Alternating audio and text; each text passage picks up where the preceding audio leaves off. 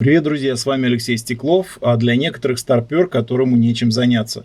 Да, у меня появились хейтеры, и я этому, если честно, очень рад. И именно поэтому к сегодняшнему выпуску я не стал ни стричься, ни бриться, чтобы усилить этот эффект моим внешним видом. Сегодня у нас вот такой кабинетно-студийный формат, можно сказать, по письмам телезрителей. И сегодняшняя тема касается не только владельцев Pathfinder или Navar, а автолюбителей, автовладельцев как таковых. Тех, кому не наплевать на то, как работает система охлаждения их автомобиля. Дело в том, что вопрос установки дополнительных насосов в систему охлаждения, которые мы сейчас с вами рассмотрим, касается любых автомобилей, независимо дизель это или бензин. Небольшая оговорка. Дополнительный насос в системе охлаждения устанавливается для стабилизации циркуляции охлаждающей жидкости вне зависимости от оборотов двигателя, что очень важно для термонестабильных головок дорестайловых дизельных двигателей объемом 2,5 литра. А то, что печка салона с таким насосом работает в разы эффективнее, скажем так, приятный побочный эффект. Ссылку на самый правильный дополнительный насос в систему охлаждения я оставлю в описании к этому видео. Он, можно сказать, вечный, благодаря своей конструкции. Гаражным рукожопам заранее поясняю, что любой насос в системе с теплообменником, в нашем случае это радиатор печки, устанавливается на входе в теплообменник или на подачу смазывающей или охлаждающей жидкости в исполнительный механизм для создания давления в нем для исключения завоздушивания. Устанавливать насос после теплообменника и создавать разрежение в нем недопустимо, особенно при наличии системы дренажа воздушных пробок, а в нашем случае это расширительный бачок. И это не мое мнение, это общее правило для обслуживания и эксплуатации теплообменников и исполнительных механизмов. А теперь самое время поставить лайк и переходим к подробностям.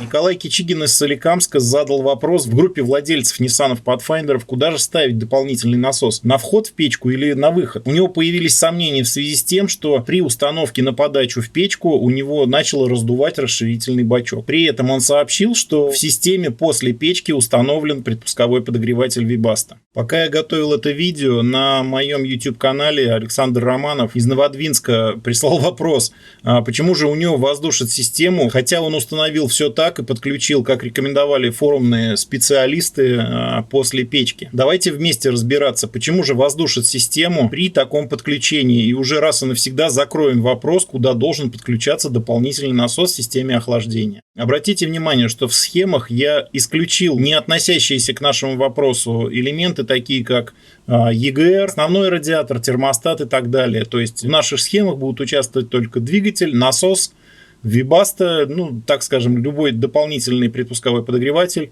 и радиатор печки. Итак, в случае установки насоса на выходе из печки вы не даете возможности системе нормально развоздушиваться, и антифриз становится условно газированным вместо того, чтобы освобождаться от газа в теплообменнике, под давлением формировать воздушный пузырь и выгонять его в расширительный бачок. Разрежением насоса не освобожденный от воздуха антифриз закачивается обратно в двигатель, так как сечение магистрали с разрежением гораздо больше, чем у отвода расширительного бачка. Напоминаю, что он еще и закупорен крышкой с клапаном, и весь поток, минуя развоздушивание, закачивается опять в двигатель. Далее ситуация приводит к завоздушиванию каналов охлаждения в двигателе и вскипанию антифриза. Мало того, неплотный клапан на крышке расширительного бачка при недостаточном уровне может привести к засасыванию воздуха насосом в систему охлаждения, что приведет к еще более печальным последствиям. Надеюсь, мои доводы были убедительными, и я очень надеюсь, что тема направления и места установки дополнительного насоса раз и навсегда закрыта. Возвращаемся к вопросу Николая, куда же подключать дополнительный насос в случае, если установлен предпусковой подогреватель. Естественно, что многие участники группы ответили, что подключать насос надо именно на подачу в печку, на что некоторые участники форума, точнее нашей группы, начитавшись форумов и мамкиных блогеров, начали вопить, что подключать надо только на выход из печки, иначе будет воздушить. Возник нешуточный спор, и одного из самых яростных адептов секты подключения к выходу пятого пришествия я попросил прислать видео, как именно раздувает расширительный бачок в случае, если подключить дополнительный насос на подачу в печку. На что получил видео о том, как подключен насос именно у него. Вот как у меня подключен бинар. Обратка. Вот подача.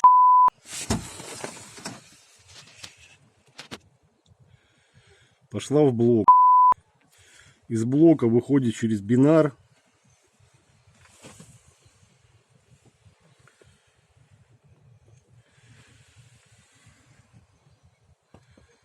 идет на печку.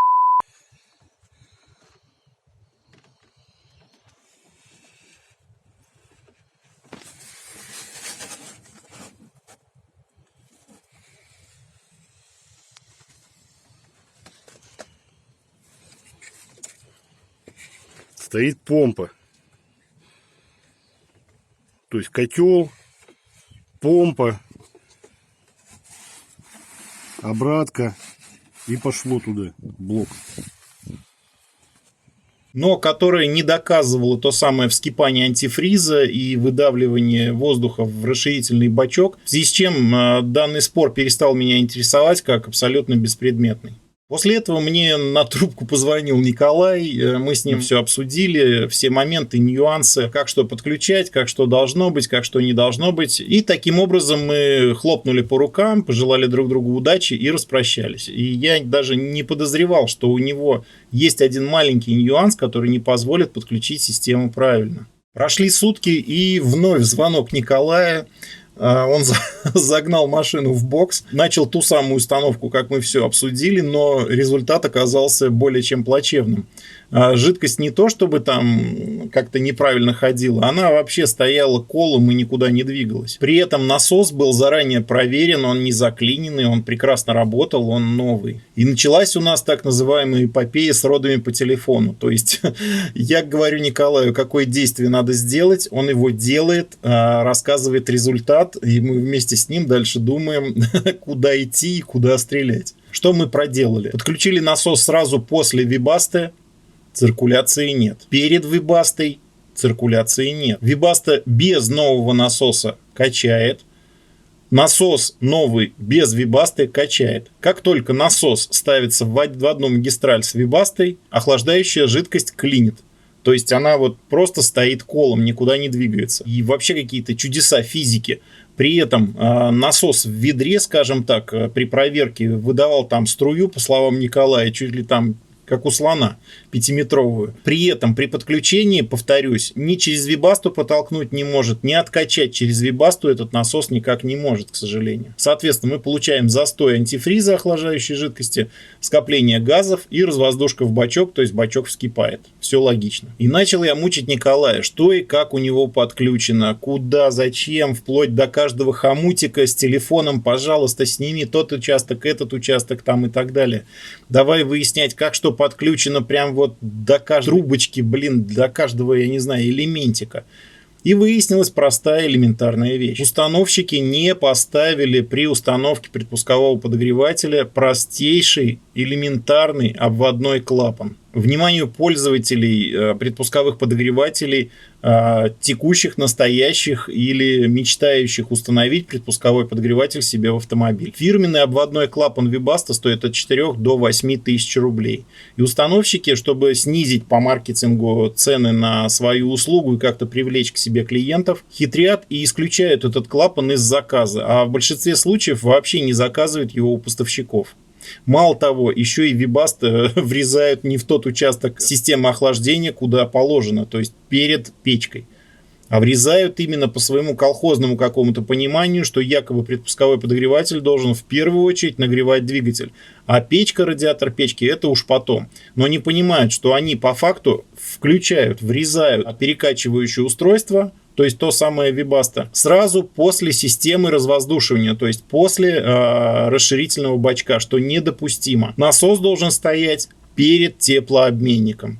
Webasto, предпусковой подогреватель, это такой же насос. Ну и далее, конечно же, приехав к таким горе-специалистам, заказчик понятия не имеет, что это обводной клапан должен быть обязательно в системе, в конструкции, именно для правильной циркуляции охлаждающей жидкости. В тот момент, когда работает двигатель, и в тот момент, когда работает предпусковой подогреватель. Мало того, отсутствие обводного клапана влияет и на общий теплообмен в системе, так как при установке предпускового подогревателя шланги удлиняются от 1,5 до 4 метров, в зависимости от места установки. И если не установлен клапан, то по факту эти шланги просто-напросто разогревают воздух под капотом и вообще окружающую среду, вместо того, чтобы напрямую идти в печку и обогревать нас любимых. Так как антифриз, пробежав эти 4 метра по улице, в салон приходит уже недостаточно горячий. А EM-код этого супербюджетного клапана я оставлю в описании к этому видео. Покупайте, ставьте, пользуйтесь. И не забудьте поблагодарить меня в комментариях. И обязательно подписаться на мой канал, так как нераскрытых вопросов по нашим автомобилям еще ой-ой-ой как много.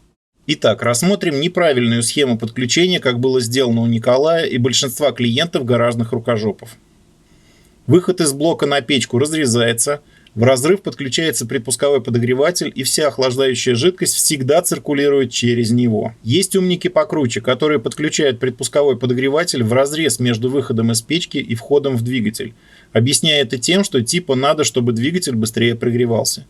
Минусы такого способа подключения мы рассмотрели ранее на примере дополнительного насоса. А теперь рассмотрим правильную схему подключения предпускового подогревателя. Первая особенность – это врезка в магистраль между двигателем и печкой. Напоминаю, теплообменник должен работать под давлением, чтобы развоздушивать систему охлаждения. Вторая особенность – это установка обводного клапана, который позволяет предпусковому подогревателю прокачивать охлаждающую жидкость в системе, но не препятствует движению жидкости при отключенном предпусковом подогревателе. При этом любая длина трубопроводов до подогревателя никак не влияет на теплоэффективность охлаждающего тракта при отключенном нагревателе. Такая схема позволяет добавить любой дополнительный насос или теплообменник, например, заднюю печку или среднюю печку какую-то еще. И это все будет правильно работать. Насос будет нагнетать давление, причем правильно развоздушивая все теплообменники, даже если вы их воткнете несколько после этого насоса. И при этом система предпускового подогрева двигателя будет работать просто идеально. А теперь маленький бонус. Вы обращали, как у вас проложена на Pathfinder или на Аваре трубка от радиатора до расширительного бачка? Представьте, шланг выходит, опускается вот здесь вот, воздушный. То есть он рассчитан на то, чтобы дренировать воздух из системы охлаждения. Проходит по низу и только потом поднимается в расширительный бачок. Как он может протолкнуть воздух? Он его проталкивает, но только лишь тогда, когда радиатор уже на грани. Для чего это сделано, я не понимаю, потому что воздух при развоздушке должен идти вверх, а не вниз по этому тракту. И для развоздушивания радиатора в нем накапливается чрезмерное давление, которое уже на грани вскипания продавливает жидкость в расширительный бачок. Поэтому не поленитесь, выньте этот шланг, отрежьте лишнее или поменяйте этот шланг вообще. То есть организуйте ему предельно горизонтальное положение, чтобы радиатор мог нормально развоздушиваться. Потому что именно для развоздушивания и облегчения развоздушивания у нас установлены пробки на радиатор. Крышка обычная, а на расширительном бачке крышка с клапаном, которая развоздушивает систему при превышении давления 1,1 атмосферы. Учитывая, что в какой-то момент в шланге под фарой скапливается антифриз, эта система нормально развоздушиваться не может. Ну а на этом все. Надеюсь, мы окончательно поставили точку в вопросах подключения дополнительного насоса в систему охлаждения, а также по правильной установке предпусковых подогревателей и подключению врезки этих подогревателей в систему охлаждения любого двигателя, неважно, дизель, бензин, Nissan или Toyota или какой-то там супер-мега заточенный ТАЗ. Если считаете, что тема раскрыта не полностью, либо вы с чем-то не согласны, буду рад почитать ваши комментарии и при необходимости сниму вторую часть этого видео. И вам остается только лишь подписаться на канал, нажать на колокольчик, чтобы не пропустить новые выпуски. Пока, не болейте.